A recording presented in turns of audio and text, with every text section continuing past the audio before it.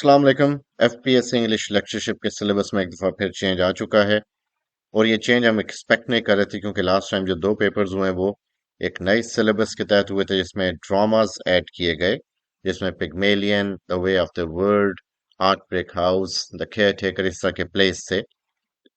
लेकिन अब अगर आपका केस नंबर 167 ओवर 2023 है तो अब इसमें आपका सिलेबस बदल चुका है।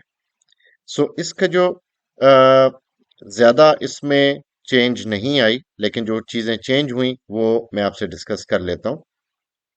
जो स्टूडेंट्स मेरे पास पढ़े थे उनको एक दिन हम बैठ के ये डिस्कस करेंगे, सारा सिलेबस यानी जो चेंज आई है उसे हम डिस्कस करेंगे। बाकी चीजें वही हैं जिसमें vocabulary, grammar usages, sentence structure, linguistics, syntax, diction, teaching methodology, classroom management, testing, evaluation, knowledge of Bloom's taxonomy. So ये सारा पार्ट हुई है। चेंज आया है एक इंग्लिश लैंग्वेज टीचिंग के हवाले से जो कि ऐड हुआ है इसमें, और एक English literature 16th century to 20th century. So ये आप लोग अब अपनी तैयारी को इस चीज के ऊपर फोकस करें। बाकी चीजें तो आपने डेफिनेटली तैयार कर ली हैं। जो प्लेज आपने तैयार किए वो भी आपके रायगां नहीं गए क्योंकि वो इसी सिलेबस के दरमियान आते हैं। सो ये आपका सिलेबस टेंटेटिवली बनता है रेनेसांस से लेके 20th सेंचुरी लिटरेचर तक, यानी मॉडर्न एज तक। अब इसमें जो हिस्ट्री है उसका एक वन पेज मेरी पीडीएफ ड्राइव में है, जो कि मैं इस वीडियो के लिंक में शेयर कर दूंगा। आप उसमें से हिस्ट्री वन पेज के नाम से वो फाइल सर्च कर सकते हैं। बहुत सारी फाइल उसमें आपको काम आएंगी, ये भी आपको उसमें मिलेगी।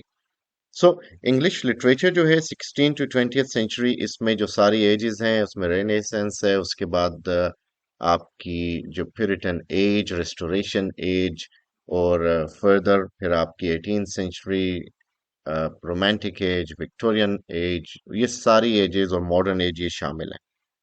सो उनके हवाले से मेरी डिटेल्ड जो प्लेलिस्ट है वो मौजूद है हिस्ट्री के एक प्लेलिस्ट के नाम से।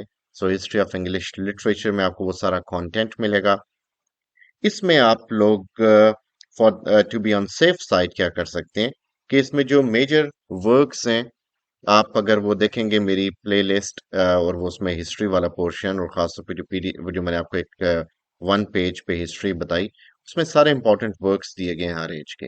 So, उनके बारे में थोड़ी सी नो हाउ आपके पास होनी चाहिए। वो आपको सब मेरे चैनल से भी मिल जाएगी, उसके ऊपर हर डिटेल चीज एक्सप्लेन्ड है, हर इंपॉर्टेंट चीज एक्सप्लेन्ड है।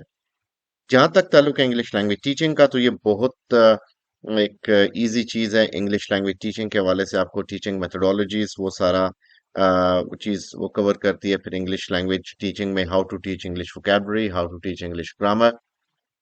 इंग्लिश लैंग्वेज टीचिंग एक वाइड फील्ड है, इसके अंदर बहुत सारी चीजें आ जाती हैं। सो इसमें मैं आपको ये मशवरा दूंगा कि आप गूगल पे एमसीक्यूज और क्विज ऑन ईएलटी ये लिख के टाइप करें। आपके पास जो भी 7-8 टैब सामने आते हैं आप उनको सॉल्व करें। मैक्सिमम मटेरियल आप जो है इसे ऑनलाइन सोर्सेज से सॉल्व करें। उसमें आपको जितने भी एक बैंक मिलेगा एमसीक्यूज का, उसे अपने जहन में रखें और that is going to help you.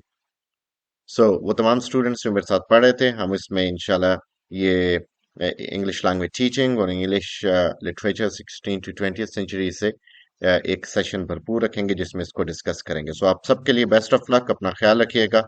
Stay tuned, Allah Hafiz.